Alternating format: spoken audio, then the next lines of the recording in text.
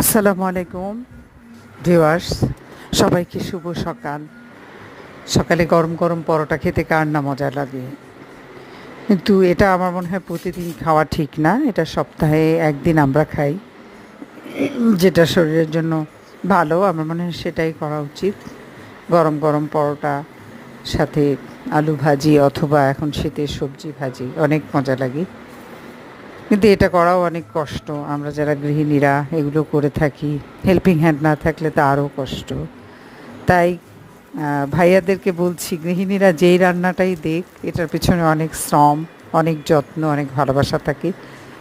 এই যেটাই দিবে সেটা খেয়ে আশা করি আপনারা একটু প্রশংসা করবেন, তাহলে গৃহিণীদের মনটা অনেক আনন্দে ভরে ওঠে। এটা সত্যি কথা।